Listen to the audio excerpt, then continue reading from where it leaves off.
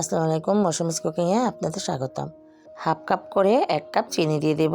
এর মধ্যে half cup পানি দিয়ে একটা ক্যারামেল তৈরি করে নেব। লো আছে ক্যারামেলটা তৈরি করব, যে ক্যারামেলটা যেন পুড়ে না যায়। এখন একটা কেক মোল্ডে ঢেলে নেব এবং ঠান্ডা করে নেব। 2টি ডিম নিয়ে নেব এবং কুসুম আলাদা করে নেব। এখন সাদা অংশ ফেটিয়ে নেব।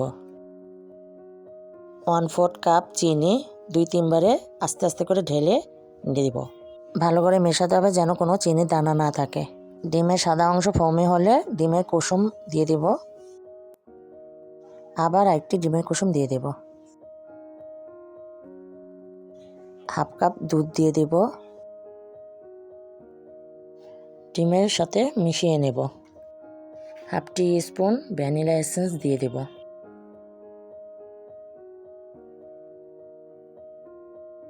এখন ক্যারামেলের উপর ডিমের মিশ্রণটি ঢেলে দেব। আবার 2টি ডিম নিয়ে নেব এবং ডিমের কুসুম আলাদা করে নেব। হাফ কাপ ময়দা, 1/3 কাপ কোকো পাউডার নিয়ে নেব। 1 টিস্পুন বেকিং পাউডার নিয়ে নেব। Half teaspoon salt. এখন সমস্ত উপকরণ চেলে নিব। ডিমের সাদা অংশ ফোম করে নেব।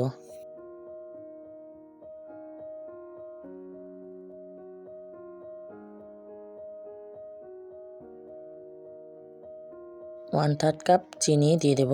2 বার বা 3 বারে দিয়ে দেব।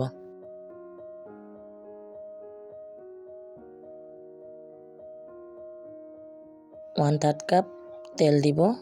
একবারে তেল দিব না, 2 বার বা 3 বারে ঢেলে দিব। হাফ টি স্পুন ভ্যানিলা এসেন্স দিয়ে আবার বিট করে নেব। এখন ডিমের কুসুম দিয়ে আবার বিট করব। বাকি কুসুমটাও দিয়ে দেব।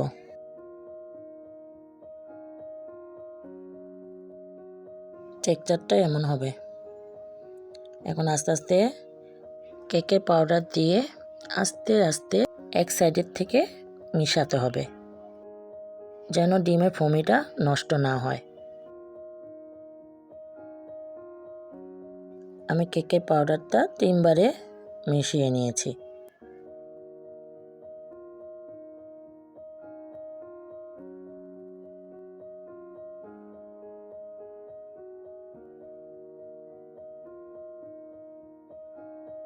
এখন মোল্ডের উপর ঢেলে দেব।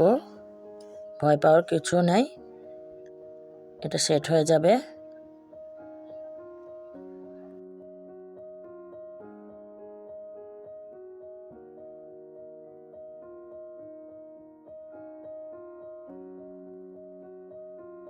একটি পাত্রে পানি দিয়ে স্ট্যান্ড বসিয়ে এখন কেকের মোল্ডটি দিয়ে দেব এবং ঢেকে দেব।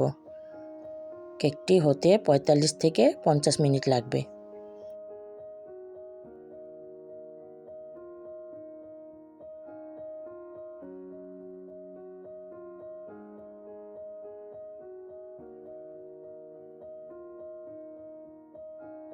চুলার আঁচ থাকবে মিডিয়াম।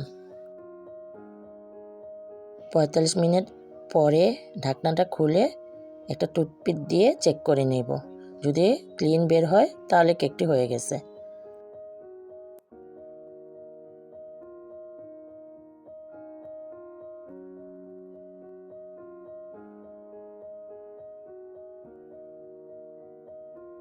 কেকটি নামিয়ে ঠান্ডা করে নেব। কেকটি কত সফট হয়েছে। এখন সাইড দিয়ে ছুরির সাহায্যে আলগা করে নেব।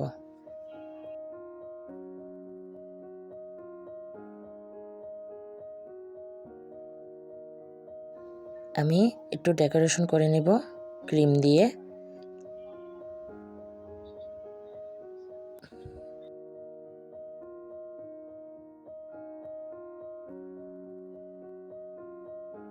তৈরি হয়ে গেল ক্রিম কেক পুডিং। আমার ভিডিওটা যদি আপনাদের ভালো লেগে থাকে লাইক, সাবস্ক্রাইব এবং কমেন্ট জানাতে ভুলবেন না। ধন্যবাদ।